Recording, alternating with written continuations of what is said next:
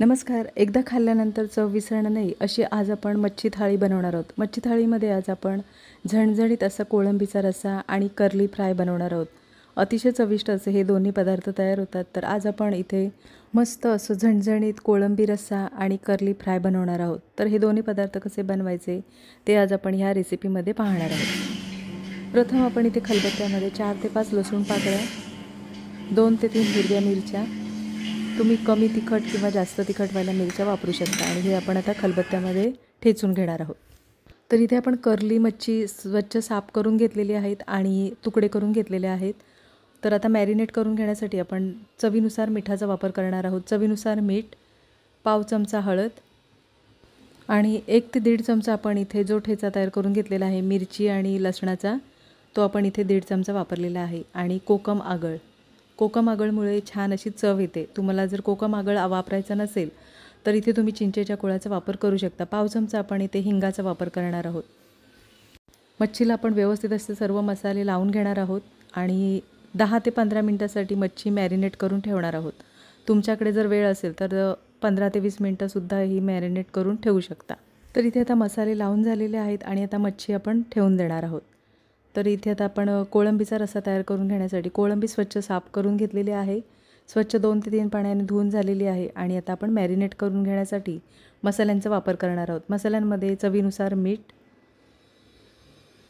पाव चमचा हळद, 1 चमचा आपण इथे लसूण आणि मिरची आपण ठेचून घेतलेला आहे तो वापरणार आहोत. 1 ते 1.5 चमचा आपण इथे कोकम आगळचा वापर करणार आहोत. कोकम आगळ आवडत नसल्यास तुम्ही चिंचेच्या कोळाचा वापर करू शकता. 2 चिमूटभर आपण इथे हिंगाचा वापर करणार आहोत. हिंग आवडत नसेल तर तुम्ही नाही वापरला तरीसुद्धा चालेल. 1 चमचा गरम मसाला. गरम मसाला हा तुम्ही कोणताही वापरू शकता. इथे मी चिकन गरम मसाला वापरलेला आहे. 1 चमचा आपण घरगुती लाल तिखट. घरगुती लाल तिखट म्हणजे साठवणीचा मसाला.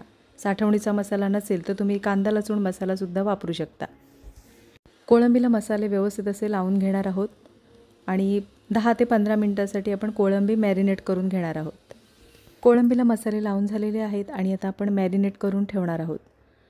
तर मॅरिनेट होईपर्यंत आपण इथे कांदा खोबरं भाजून थंड करून मिक्सरमध्ये बारीक करून घेणार आहोत. तर इथे मी पाण्याचा वापर न करता हे आपण असंच मिक्सरला बारीक करून घेणार आहोत. तर इथे आता कांदा आणि खोबरं आपण बारीक करून झालेलं आहे. झणझणीत असा कोळंबीचा रस्सा बनवणार आहोत. तर इथे कढईमध्ये आपण फोडणीपुरतं तेल गरम करून घेणार आहोत. तेल गरम झाल्यानंतर आपण एक बारीक चिरलेला कांदा लालसर होईपर्यंत आपण परतवून घेणार आहोत. कांदा नेहमी लालसर होईपर्यंत परतवून घ्यायचा म्हणजे कोणत्याही पदार्थाला छान अशी चव येते. तर इथे आता कांदा परतवून झालेला आहे आणि 1 टोमॅटोचा वापर करणार आहोत. बारीक चिरलेला 1 टोमॅटो. कांदा आणि टोमॅटो अगदी एकजीव होईपर्यंत आपण परतवून घेणार आहोत.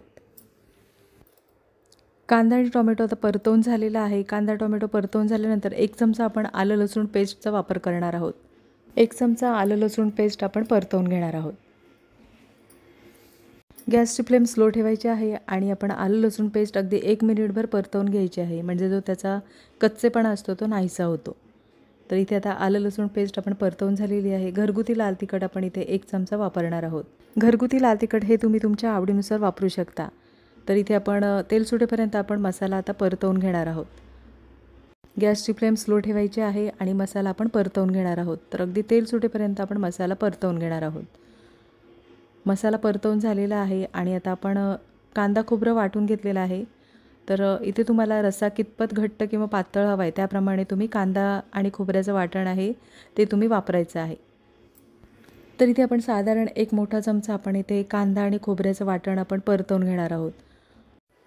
गॅसची फ्लेम स्लो ठेवून आपण कांदा आणि खोबरं मसाल्यामध्ये परतवून घेणार आहोत. एकदा अशा पद्धतीने हा रस्सा बनवून बघा. अतिशय चविष्ट असा हा कोळंबीचा रस्सा तयार होतो. तर इथे आता कांदा खोबरं आपण मसाल्यामध्ये परतवून झालेला आहे आणि इथे आता आपण आमसुलं म्हणजेच कोकमाचा वापर करणार आहोत. इथे तुम्हाला जर आमसुलं म्हणजे कोकम आवडत नसतील तर तुम्ही चिंचेचा कोळाचा वापर करू शकता. तर इथे आता कोकम आपण 1 मिनिटभर मसाल्यामध्ये परतवून घेणार आहोत. गॅसची फ्लेम स्लो ठेवायची आहे आणि कोकम म्हणजेच आमसुलं आपण मसाल्यामध्ये परतवून घेणार आहोत. कोकम म्हणजे आमसुलं आपण परतवून झाल्यानंतर आपण मॅरिनेट करून घेतलेली कोळंबी आहे ती आपण 1 मिनिटभर आपण मसाल्यामध्ये परतवून घेणार आहोत. इथे तुम्हाला जर बटाटा आवडत असेल तर बटाट्याचा वापर करू शकता. 1 मिनिट झालेला आहे आणि मसाल्यामध्ये आपण कोळंबी व्यवस्थित अशी आपण परतवून झालेली आहे। तर इथे आता आपण मॅरिनेट करून घेतलेल्या भांड्यामध्ये आपण जी कोळंबी ठेवलेली ते भांडं व्यवस्थित असं धुवून घेणार आहोत। तर इथे तुम्हाला रस्सा कितपत घट्ट किंवा पातळ हवा आहे त्याप्रमाणे तुम्ही पाण्याचा अंदाज ठेवायचा आहे। अतिशय चविष्ट आणि झणझणीत असा हा कोळंबीचा रस्सा तयार होतो। नक्की रेसिपी बनवून बघा। हा रस्सा तुम्ही अगदी चपातीबरोबर, भाकरीबरोबर किंवा भाताबरोबर सुद्धा खाऊ शकता। तर त्याप्रमाणे तुम्ही पाण्याचा अंदाज ठेवायचा आहे। वरून बारीक चिरलेली कोथिंबीर आणि चवीनुसार मिठाचा वापर करणार आहोत। तर इथे आता 2 ते 3 मिनिटांसाठी आपण झाकण ठेवून कोळंबी छान वाफवून घेणार आहोत। 2 ते 3 मिनिटं झालेली आहेत आणि इथे कोळंबीचा झणझणीत चमचमीत असा रस्सा तयार झालेला आहे। तर कोळंबीचा रस्सा आपण एकदा ढवळून घेणार आहोत। तर इथे आता कोळंबीचा रस्सा छान तयार झालेला आहे। वरून आवडत असल्यास कोथिंबीरीचा वापर करू शकता। तर इथे झणझणीत असा कोळंबीचा रस्सा तयार झालेला आहे। तर इथे आता कर्ली मच्छी आपण जी मॅरिनेट करून ठेवलेली त्यामध्ये आपण आता घरगुती लाल तिखटाचा वापर करणार आहोत। घरगुती लाल तिखट म्हणजे साठवणीचा मसाला। तर इथे लाल तिखट हे तुम्ही तुमच्या आवडीनुसार वापरू शकता। लाल तिखट हे मच्छीला आता व्यवस्थित असं लावून घेणार आहोत। लाल तिखट हे आपण मच्छीला व्यवस्थित असं लावून झालेलं आहे आणि आता आपण फ्राय करून घेणार आहोत। फ्राय पॅनमध्ये आपण तेल गरम करून घेणार आहोत। तेल गरम झाल्यानंतर आपण 4 ते 5 लसूण पाकळ्या ठेचून घेणार आहोत। तेल साधारण गरम झाल्यानंतर आपण 4 ते 5 लसूण पाकळ्या अशा ठेचून घ्यायच्या, म्हणजे आपण मच्छी जी फ्राय करतो त्याला चव छान येते। तर कर्ली तळताना आपण इथे तांदळाच्या पिठाचा किंवा रव्याचा वापर न करता अशाच मसाल्यामध्ये तळून बघा। खूप छान चविष्ट अशी ही मच्छी फ्राय तयार होते।